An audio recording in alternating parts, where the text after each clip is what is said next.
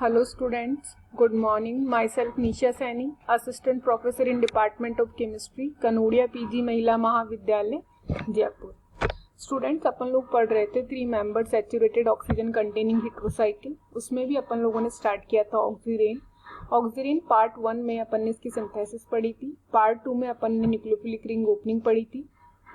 Nucleophilic ring opening के बाद में आज पार्ट 3 में अपन लोग स्टार्ट करने वाले हैं इलेक्ट्रोफिलिक रिंग ओपनिंग। देखो, इलेक्ट्रोफिलिक रिंग ओपनिंग के बारे में मैंने आपको एजिरिडीन में भी बताया था कि ये कोई नई तरीके की रिंग ओपनिंग नहीं है। बस यहाँ फर्स्ट स्टेप में इलेक्ट्रोफाइल अटैक होगा, उसके बाद की जो रिंग ओपनिंग प्रोसेस होगी या फिर आप कह सकते हैं मैकेनिज्म होगी, वो या तो SN1 होगी या फिर SN2 होगी। अब सबसे पहले अपन स्टार्ट करें रिएक्शन विद HCl। ऑक्सीरेन जो अपन ने काम में ली है उस पर देखो अपन ने कौन सा ग्रुप लगाया है, फिनाइल ग्रुप लगाया है। अब जब HCl किसके साथ रिएक्शन होगी तो HCl में से ये जो H+ है ये ऑक्सीजन के लोन पेयर पे अटैक करेंगे। ऑक्सीजन जब अपने लोन पेयर देगी तो उस पर कौन से चार्ज आएंगे, प्लस चार्ज आएगा। अब अपने को रिंग ओपनिंग देखनी है किस साइड से करें, तो रिंग ओपनिंग जो होगी वो इस साइड से अपन प्रेफर करेंगे क्योंकि यहाँ पे स्टेबल कार्बोकेटाइन का फॉर्मेशन होगा। तो ये फर्स्ट स्टेप हो गई। सेकेंड स्टेप में ये जो न्यूक्लियोफाइल है कार्बोकेटाइन पे अटैक करके क्या बना लेगा, प्रोडक्ट। तो देखो यहाँ पर जो रिंग ओपनिंग हुई है वो SN1 टाइप मैकेनिज्म से हुई है। अब अपन लोग पढ़ने वाले हैं रिएक्शन विद HI। जब अपन ने HI के साथ रिएक्शन कराई तो अपन ने जो ग्रुप लगाया है ऑक्सीरेन पे वो फिनाइल के साथ लगाया है NO2। तो अपने आप में ये क्या करने वाला है, इलेक्ट्रॉन विड्रॉइंग ग्रुप का काम करेगा और ये कार्बोकेटाइन को अनस्टेबल करेगा। तो इस बार जो अपन रिंग ओपनिंग करेंगे वो इस साइड से प्रेफर करेंगे। तो अब अपन करा रहे हैं रिएक्शन, वही HI है अपने पास। जो H+ है वो ऑक्सीजन के लोन पेयर पे अटैक करेगा, ऑक्सीजन पे आ गया पॉजिटिव चार्ज। रिंग ओपनिंग होगी इस साइड से। जिस टाइम पे ये इलेक्ट्रॉन इधर शिफ्ट हो रहेंगे उसी टाइम पे I- बैक साइड से अटैक कर देगा और अपने को मिल जाएगा अपना प्रोडक्ट। और यहाँ पे जो रिंग ओपनिंग हुई वो किस तरीके की मैकेनिज्म से हुई, SN2 टाइप की। थर्ड नंबर पे reaction with CH3C double bond Cl। एजिरिडीन में भी अपन ने पढ़ी थी। देखो CH3COCl की बात करें तो इस कार्बन पे पॉजिटिव है, इलेक्ट्रोफाइल की जैसे बिहेव कर रहा है। ये जाके अटैक करेगा ऑक्सीजन के लोन पेयर पे। ऑक्सीजन के लोन पेयर जब पे अटैक होगा तो ऑक्सीजन पे कौन सा चार्ज आएगा, पॉजिटिव। रिंग ओपनिंग करेंगे अपन यहाँ पे। रिंग ओपनिंग किस तरीके से होगी, ये इलेक्ट्रॉन यहाँ शिफ्ट होंगे और उसी टाइम पे Cl- का बैक साइड से अटैक हो जाएगा और अपने को मिल जाएगा अपना प्रोडक्ट। यहाँ पे जो मैकेनिज्म हुई है वो SN2 टाइप की हुई है। अब बात करते हैं C यानी कि electrocyclic ring opening. Electrocyclic ring opening वैसे ही होगी जैसे अपन ने एजिरिडीन में पढ़ी थी। ये इलेक्ट्रॉन यहाँ शिफ्ट होंगे ऑक्सीजन के, तो ये इलेक्ट्रॉन यहाँ शिफ्ट हो जाएंगे। ऑक्सीजन ने अपने लोन पेयर दे दी तो पॉजिटिव आएगा, यहाँ डबल बॉन्ड और यहाँ पे नेगेटिव चार्ज।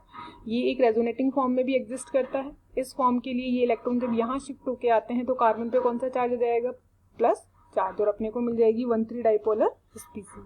और ये जो रिंग ओपनिंग हुई है वो थर्मल कंडीशन में हुई है। अब एक एग्जांपल लिया है अपन ने, सब्स्टिट्यूटेड ऑक्सीरेन लिए अपन ने, एल्काइन के साथ रिएक्शन कराई है थर्मल कंडीशन में और अपने को प्रोडक्ट बनाना है। तो देखो थर्मल कंडीशन है तो सबसे पहले रिंग ओपनिंग होगी। रिंग ओपनिंग का तरीका आपको पता ही है। इस तरीके से 1,3 डाइपोलर स्पीसीज बन गई। एल्काइन के साथ जब रिएक्शन होगी तो ये पाई बॉन्ड यहाँ शिफ्ट होगा, ये डबल बॉन्ड इधर शिफ्ट होगा, ये नेगेटिव चार्ज इधर, और अपने को यहाँ देखो 5 मेंबर प्रोडक्ट मिल जाएगा साइक्लिक। अब बात कर रहे हैं अपन लोग अदर रिंग ओपनिंग की। अदर रिंग ओपनिंग में देखो अपन लोगों ने सबसे पहले रिंग ओपनिंग कराई है कार्बोनिल कंपाउंड से। कार्बोनिल कंपाउंड में अपने को पता है ये पाई इलेक्ट्रॉन किधर की तरफ रहते हैं, ऑक्सीजन की तरफ, तो यहाँ नेगेटिव आ गया और यहाँ पे पॉजिटिव। और ये नेगेटिवली चार्ज जो ऑक्सीजन है ये किसका काम कर रहा है, न्यूक्लियोफाइल का। और ये न्यूक्लियोफाइल देखो कहाँ अटैक कर रहा है, इस कार्बन प्लस पे। तो जिस टाइम ये अटैक हो रहा होगा उसी टाइम पे ये इलेक्ट्रॉन यहाँ शिफ्ट हो रहे होंगे। तो देखो ऑक्सीजन पे तो आ गया नेगेटिव चार्ज, प्लस से जो ऑक्सीजन जुड़ा है इसके साथ देखो क्या क्या लगा हुआ है, CH+ और C6H5। देखो आप लोग यहाँ देख सकते हैं जब ये माइनस में कन्वर्ट हुआ तो देखो CH+ और C6H5। अब क्या होगा, ये O- और ये CH+ आपस में बॉन्ड बना लेंगे और अपने को एक साइक्लिक प्रोडक्ट यहाँ मिल जाएगा। अगली रिएक्शन करा रहे हैं अपन लोग LDA के साथ। LDA में आपको बता दूं लिथियम डाइआइसोप्रोपाइल अमाइड होता है। देखो ये 3 कार्बन का ये जो ग्रुप लगाया है अपन ने, ये है आइसोप्रोपाइल। तो दोनों साइड पे आइसोप्रोपाइल लगे हुए हैं और ये बीच के अंदर अमाइड, तो नाम हो गया लिथियम डाइआइसोप्रोपाइल अमाइड। एक स्ट्रॉन्ग बेस की जैसे काम करता है। ये स्ट्रॉन्ग बेस है यानी कि कहीं से भी ये हाइड्रोजन निकालने की टेंडेंसी रखता है। अब अपन ने ऑक्सीरेन लिया है। इस ऑक्सीरेन पे देखो अपन ने कौन सा ग्रुप लगाया हुआ है, CH3 ग्रुप। अल्फा पोजीशन अपन ने माना है। तो जब एल्डिहाइड की इसके साथ रिएक्शन होगी तो ये एल्डिहाइड क्या करेगा, यहाँ से इस हाइड्रोजन को लेके जाएगा। हाइड्रोजन जब यहाँ से गया तो यहाँ कौन सा चार्ज आएगा, नेगेटिव चार्ज। अब ये जो नेगेटिवली चार्ज रिंग है नेगेटिव चार्ज के साथ, इसकी रिएक्शन जब अपन H2O के साथ कराएंगे तो ये H2O क्या करेगा, अपना जो H+ है वो कहाँ देगा, इस ऑक्सीजन के लोन पेयर पे देगा। ऑक्सीजन जैसे अपने लोन पेयर H+ को देगा उस पर कौन सा चार्ज आ जाएगा, पॉजिटिव। अब उसको करनी है रिंग ओपनिंग, और रिंग ओपनिंग अब किस साइड से होगी, इस तरीके से कि ये इलेक्ट्रॉन जब ऑक्सीजन की तरफ शिफ्ट हो रहे होंगे तो ये जो अपन ने नेगेटिव चार्ज बनाया था एल्डिहाइड की हेल्प से ये यहाँ शिफ्ट हो जाएगा। तो देखो यहाँ तो आ गया डबल बॉन्ड, और ये देखो ये किस में कन्वर्ट हो गया, OH में। तो अपने को यहाँ क्या मिल गया, एलाइलिक अल्कोहल। एक और एग्जांपल ये है मैंने यहाँ पे एल्डिहाइड की प्रेजेंस में ही कर रहे हैं अपन लोग। वही अपने पास ऑक्सीजन रिंग है, इसकी अल्फा पोजीशन पे देखे तो देखो यहाँ हाइड्रोजन है। यहाँ पे अगर अपन बात करें तो यहाँ पे जो हाइड्रोजन है उसका नंबर 1 है,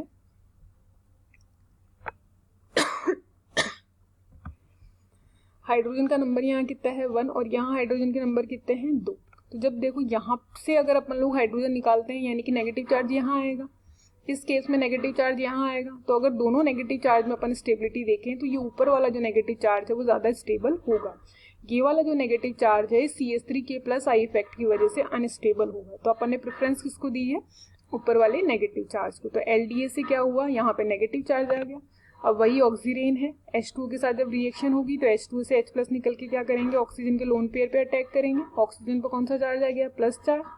अब जब ये यहाँ से रिंग ओपनिंग हो रही होगी उसी टाइम पे नेगेटिव चार्ज कहाँ शिफ्ट हो जाएगा, यहाँ पे। तो देखो यहाँ पे तो आ गया डबल बॉन्ड और ये OH में कन्वर्ट हो गया और अपने को क्या मिल गया, अपना प्रोडक्ट। अब अपन पढ़ रहे हैं रिएक्शन विद PR3। इस तरीके की रिएक्शन अपन लोग एजिरिडीन में भी पढ़ चुके हैं।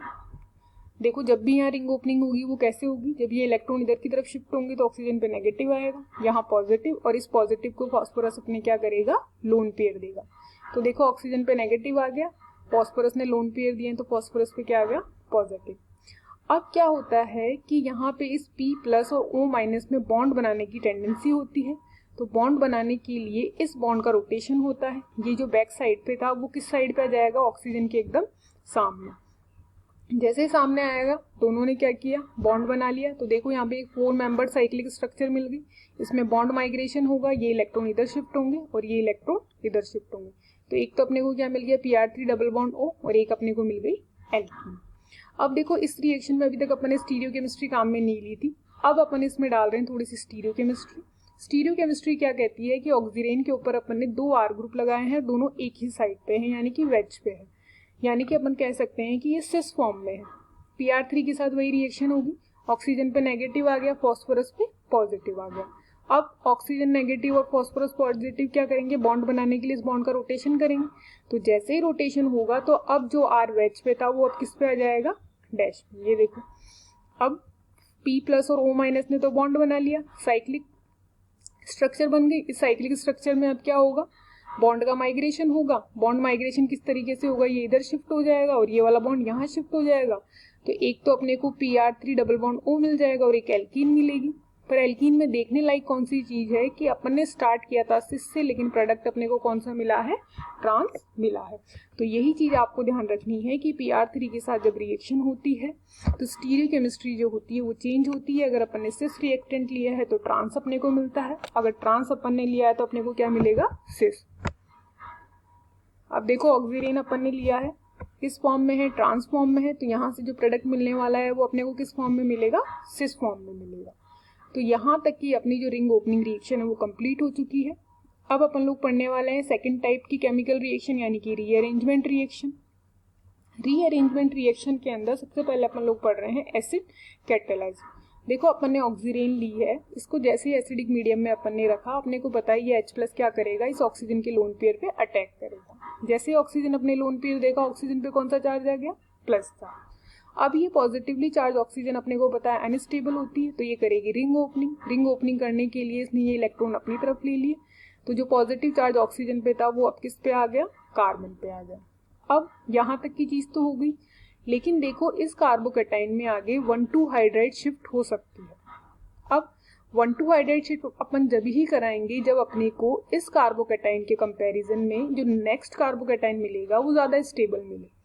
तो पहले तो मैं आपको बता दूं कि ये जो कार्बोकैटायन है ये सिर्फ 2 डिग्री नेचर का है, इसके अलावा इसमें कोई भी स्टेबिलिटी फैक्टर नहीं है।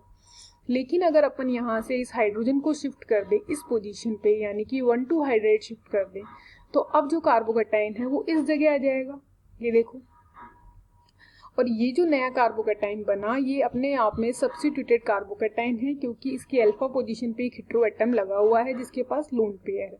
और सब्स्टिट्यूटेड कार्बोकैटायन जो होते हैं एरोमेटिक कार्बोकैटायन के बाद में स्टेबिलिटी में सेकंड नंबर पे आते हैं। तो जब अपने को इतना स्टेबल कार्बोकैटायन मिलेगा तो यहाँ पे रीअरेंजमेंट होगा ही। अब देखो सब्स्टिट्यूटेड कार्बोकैटायन जब अपने को मिला तो ये ऑक्सीजन के लोन पेयर यहाँ शिफ्ट हो जाएंगे। जैसे ऑक्सीजन के लोन पेयर शिफ्ट होकर डबल बॉन्ड बनाएंगे उस पर कौन सा चार्ज आ जाएगा, पॉजिटिव। इस पॉजिटिव को स्टेबल करने के लिए ये H यहाँ से रिमूव हो जाएगा और ये देखो अपने को क्या मिल गया, प्रोडक्ट। ऑक्सीरेन थी और फाइनली किस में कन्वर्ट हो गई, ये कार्बोनिल कंपाउंड्स में।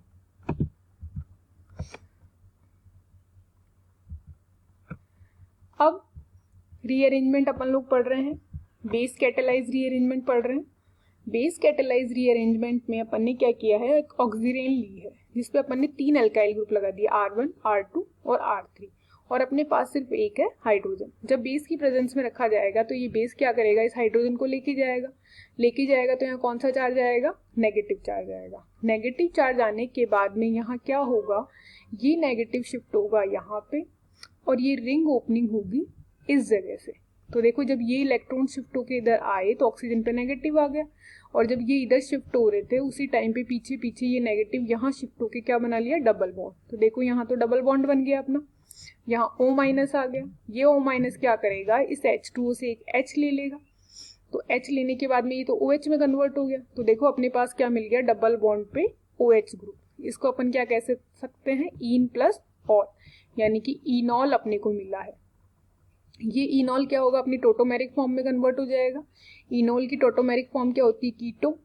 क्या होगा, ये जो डबल बॉन्ड था वो शिफ्ट होके आएगा इस जगह, और ये जो हाइड्रोजन था वो शिफ्ट होके कहाँ चला जाएगा, इस जगह पे। तो देखो यहाँ पे C डबल बॉन्ड O आ गया और यहाँ पे आ गया अपना हाइड्रोजन और अपने को मिल गया प्रोडक्ट। अब स्पेशल नोट डाल के मैंने एक रिएक्शन और बताई है आपको कि अपन ने एक ऑक्सीरेन लिया है, लेकिन इस ऑक्सीरेन में अब कोई हाइड्रोजन नहीं है। देखो R1 लगा दिया, R2 लगा दिया, R3 और R4, हाइड्रोजन कोई है नहीं अपने पास में। रिएक्शन अपन या तो BF3 और डाईइथाइल ईथर की प्रेजेंस में करा रहे हैं या फिर MgBr2 और डाईइथाइल ईथर की प्रेजेंस में करा रहे हैं। तो यहाँ पे कैसी रिएक्शन होगी, रीअरेंजमेंट तो अब भी होगा, लेकिन रीअरेंजमेंट का टाइप थोड़ा सा अलग होगा। कि फर्स्ट नंबर पे तो क्या होगा कि ये जो इलेक्ट्रॉन है यहाँ शिफ्ट होंगे। अपने को पता है रिंग ओपनिंग होती है तो इसी तरीके से इलेक्ट्रॉन की शिफ्टिंग होती है, ऑक्सीजन की तरफ नेगेटिव आता है और पीछे कौन सा चार्ज आता है, पॉजिटिव। तो जब ये इलेक्ट्रॉन यहाँ शिफ्ट हो रहे थे फर्स्ट नंबर पे, उसी टाइम पे सेकंड नंबर पे ये जो ग्रुप लगा हुआ है R3, ये यहाँ से रीअरेंज होके आ जाएगा इस पोजीशन पे, यानी कि इस कार्बन पे जहाँ पहले R1 और R2 जुड़े हुए थे R3 और जुड़ जाएगा। अब जब ये यहाँ से शिफ्ट हो रहा था, यानी कि इस कार्बन के पास कमी आ गई, और इस कार्बन की कमी को पूरा करने के लिए थर्ड नंबर पे ये जो ऑक्सीजन के इलेक्ट्रॉन्स थे वो यहाँ शिफ्ट होकर डबल बॉन्ड बना लेंगे। तो देखो नया क्या बना, इस कार्बन पे तो आ गए R1, R2, R3 ग्रुप, यहाँ C डबल बॉन्ड O आ गया, R4 अपनी जगह पे है, तो अपने को मिल गया अपना एक रीअरेंज प्रोडक्ट। तो देखो रीअरेंजमेंट रिएक्शन अपन ने पढ़ ली। एसिडिक मीडियम में जहाँ भी कार्बोनिल कंपाउंड बने थे, फिर अपन ने बेसिक मीडियम में पढ़ी, वहाँ भी कार्बोनिल कंपाउंड बने थे। फिर अपन ने एक अलग तरीके की रिएक्शन पढ़ी जहाँ पे अपन ने डाईइथाइल ईथर की प्रेजेंस में रिएक्शन कराई, चाहे BF3 के साथ कराएं चाहे MgBr2 के साथ कराएं, यहाँ पे भी अपने को कार्बोनिल कंपाउंड बनते हैं। तो तीनों तरीके के प्रोडक्ट जो है कार्बोनिल है, लेकिन तीनों के बनने का जो तरीका है वो अलग अलग है, यानी कि अलग अलग तरीके का रीअरेंजमेंट यहाँ हुआ है और अलग अलग तरीके से अपने को यहाँ प्रोडक्ट मिले हैं। तो देखिए ये अपना ऑक्सीरेन कंप्लीट होता है, सिंथेसिस अपन पढ़ चुके हैं, केमिकल रिएक्शन अपन लोग पढ़ चुके हैं। तो ये हेट्रोसाइक्लिक के अंदर एजिरिडीन के बाद में ऑक्सीरेन अपना टॉप कंपाउंड जो है वो कंप्लीट हो गया है। नेक्स्ट क्लास में अपन लोग कोई नया कंपाउंड स्टार्ट करेंगे। यहाँ तक का जो टॉपिक है उसे आप लोग अच्छे से पढ़ें, सारी रिएक्शन को अपनी नोटबुक में लिखे, सबकी प्रैक्टिस करें, जितना अच्छा हो सके उतना आप इसकी प्रैक्टिस करेंगे तो आपके लिए अच्छा होगा। अब नेक्स्ट क्लास में अपन लोग कोई नया कंपाउंड स्टार्ट करेंगे।